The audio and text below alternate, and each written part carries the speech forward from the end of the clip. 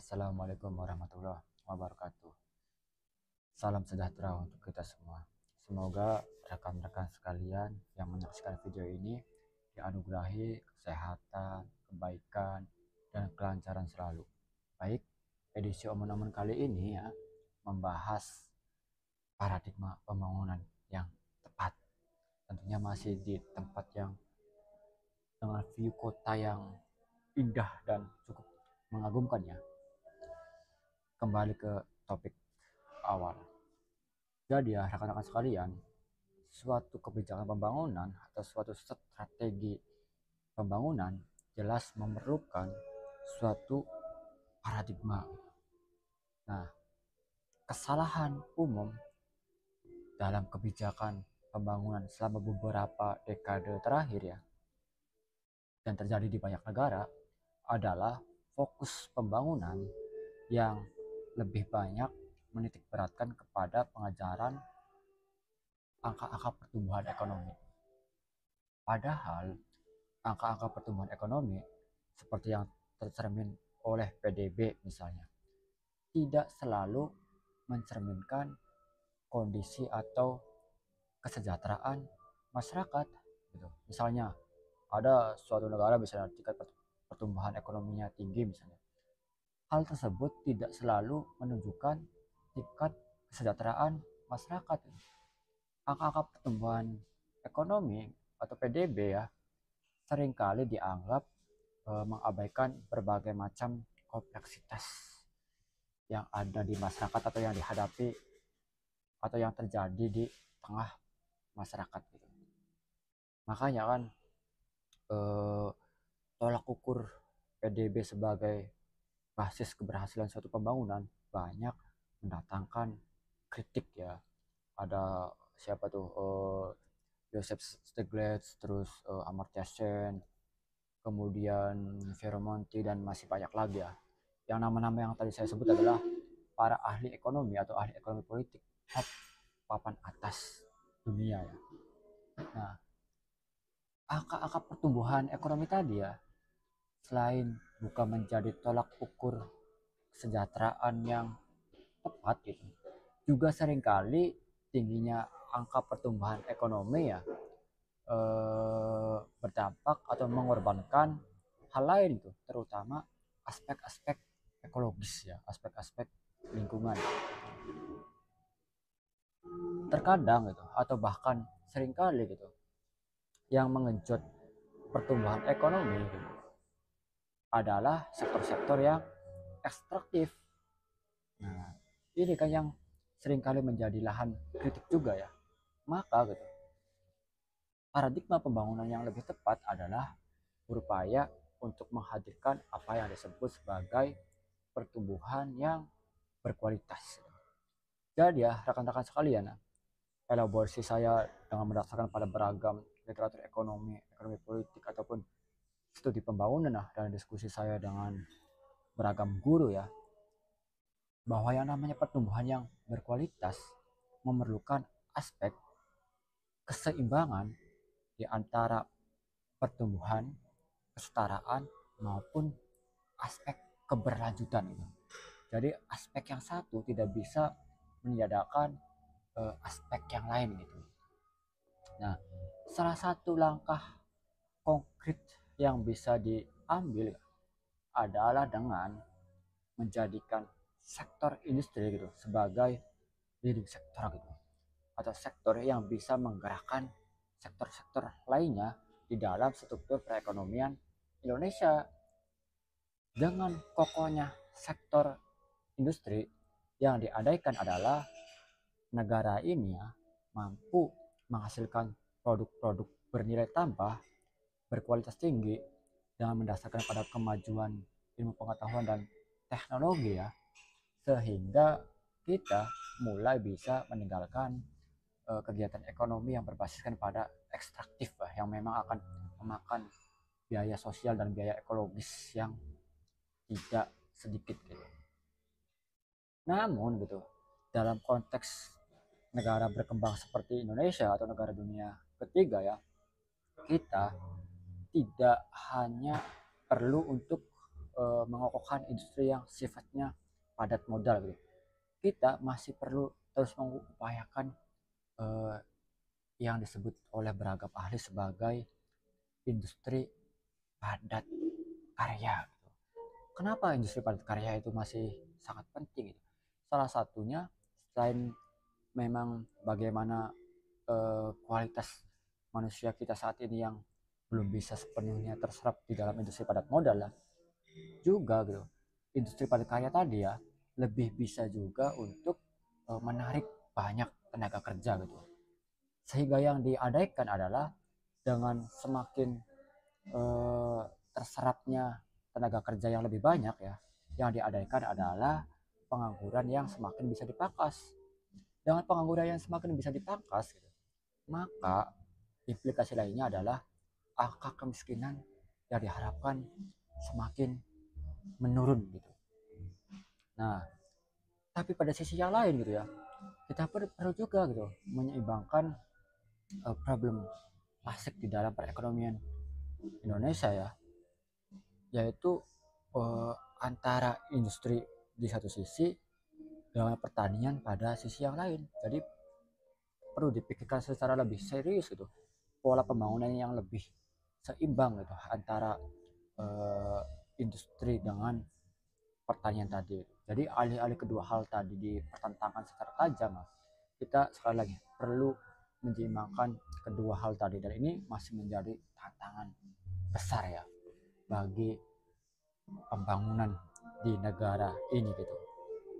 Nah, rekan-rekan sekalian gitu, dari gambaran sikat yang tadi saya ungkap gitu, ya dengan kata lain gitu ya,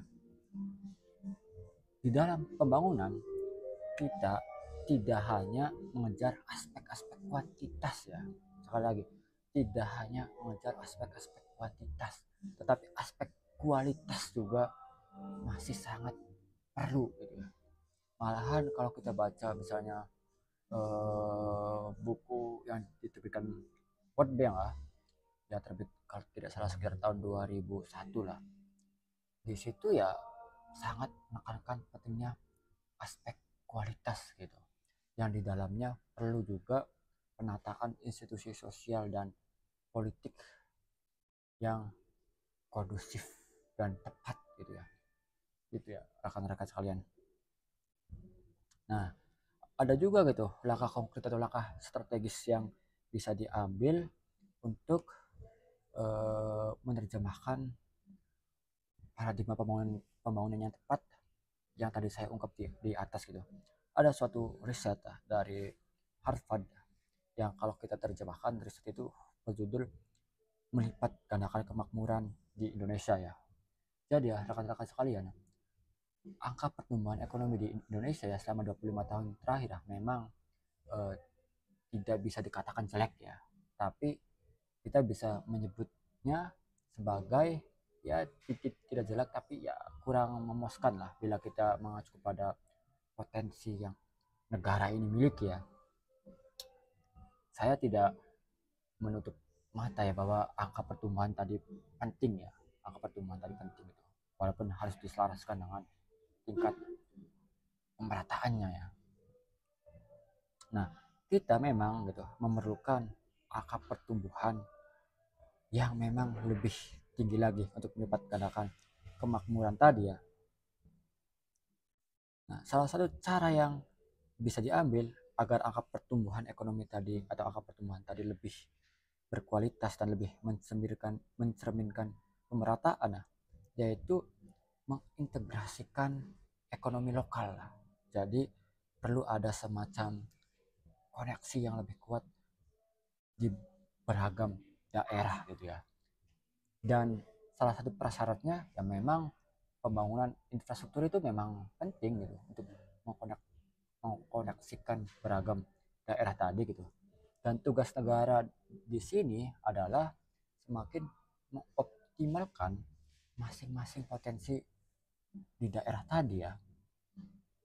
Dan lebih bagus lagi ya, ya kita ya misalnya bisa berangkat dari misalnya sektor pariwisata gitu, atau misalnya ya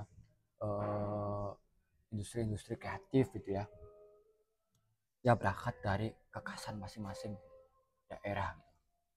Ingat tuh ya, negara kita itu potensinya besar loh. Kita tuh kaya akan budaya juga loh, yang budaya tadi ya bisa menjadi lahan yang sangat potensial gitu. Jika diintegrasikan dengan baik masing-masing potensi masing-masing daerah tadi ya, ya itu yang bisa menjadi pasar ekonomi nasional gitu, yang berpotensi menghasilkan pertumbuhan yang berkualitas tadi ya rekan-rekan sekalian.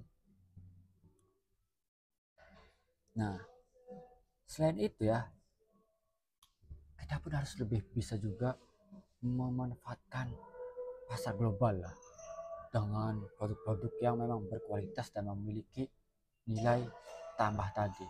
Nah, untuk mencapai itu kita memang memerlukan gitu investasi pembangunan di dalam soal eh, peningkatan indeks pembangunan manusia ya, untuk membangun kualitas manusia gitu, agar kreatif, memiliki kualifikasi yang baik gitu. Memang tidak cukup dengan 5 sampai 10 tahun ya.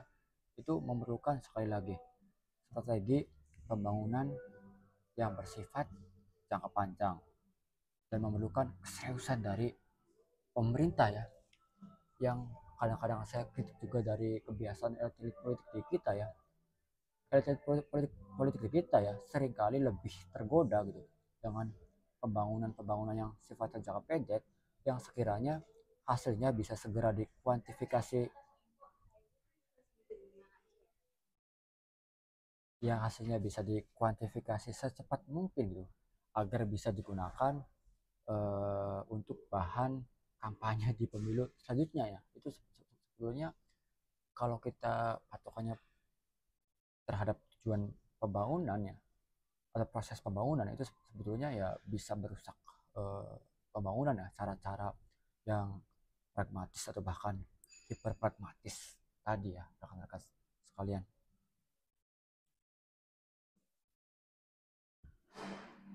Nah, rekan-rekan sekalian, nah poin penting lainnya ya, tadi saya di awal saya udah sempat ngomong ya mengenai bagaimana menata sosial lah, atau melakukan penataan institusi sosial ya, yang tidak bisa diabaikan gitu.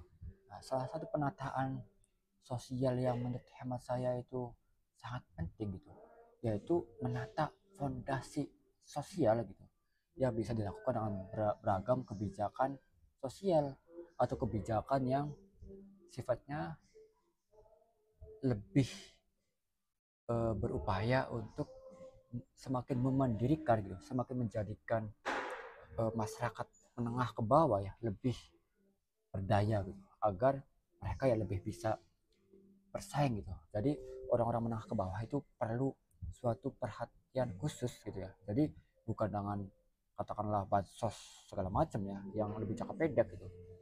Nah, itu yang perlu dipikirkan, bagaimana cara agar masyarakat menengah ke bawah tadi lebih katakanlah berdaya gitu. Jadi itu gitu langkah untuk menata institusi sosial agar fondasi sosial tadi ya lebih kokoh gitu. Nah, poin ya, poin terakhir dari saya dan hal yang perlu saya tegaskan juga ya rekan-rekan sekalian, eh, kita perlu juga belajar dari bagaimana kegagalan pembangunan di masa Orde Baru ya, agar tidak terjadi di hari ini. Orde Baru kan bangga dengan angka statistik ya, bisa mencapai pertumbuhan ekonomi 7% dan seterusnya ya. Tapi fondasi sosialnya itu kropos kan. Nah, kita perlu banyak belajar dari kegagalan pembangunan di masa lalu ya. Jangan sampai karena kita abai terhadap sejarah ya, kita nggak mau belajar dari sejarah, kita dikutuk untuk mengulangi pola yang sama gitu ya. Nah, saya anur ya, poin tadi bukan poin terakhir ya. Saya ingin membincangkan dalam tataran yang lebih filosofis ya. Kenapa tadi saya ngomong bahwa penting lebih memperhatikan juga kelas menengah ke bawah tadi ya. Karena saya berangkat dari apa itu keadilan ya, apa itu social justice gitu. Nah, untuk merefleksikan apa itu keadilan, nah, saya tertarik dengan pandangan John Rawls, seorang filsuf berpengaruh kontemporer ya, Ya bila saya sederhanakan ya kurang lebihnya seperti ini. Yang namanya keadilan adalah keberpihakan kepada mereka yang paling tercecer dan yang paling papa dalam kebijakan publik ya. Orang-orang yang tercecer dan paling papa tadi ya harus mendapatkan perhatian yang memang lebih ekstra dari negara gitu. Saya suka dengan analogi yang sederhana dan lebih memudahkan abstraksi kita ya. Saya sering lihat di Facebook ada gambar-gambar yang ada orang pendek dan orang yang tinggi ya ingin menyaksikan bola gitu di lapangan yang ditutupi pagar gitu lah, pagar yang cukup tinggi. Nah, yang namanya keadilan tadi ya, saat si orang yang fisiknya pendek tadi ya supaya dia bisa melihat lapangan bola, dia dikasih kursi atau penyangga bisa 3 bisa 5 supaya yang pendek tadi bisa melihat, sementara yang fisiknya lebih tinggi ya cukup 1 atau 2 kursi.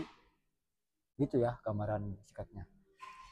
Jadi ya apa yang saya ucapkan tentang keberpihakan negara terhadap yang yang tercecer dan yang papa, atau mungkin dalam bentuk konkretnya kepada kelas menengah hingga ke bawah gitu, untuk menata fondasi sosial tadi memang mempunyai legitimasi secara atau mempunyai basis secara akademis di dalam literatur yang lebih filosofis ya. Jadi poin-poin dari saya tadi masih menjadi tantangan besar jika kita serius ingin menjadi negara maju, dan bukan hanya maju ya, tapi mencerminkan keadilan yang pembangunannya bukan hanya menghasilkan pertumbuhan, tapi juga pemerataan dan tidak mengabaikan aspek keberlanjutan. Cukup sekian dari saya. Terima kasih. Wassalam.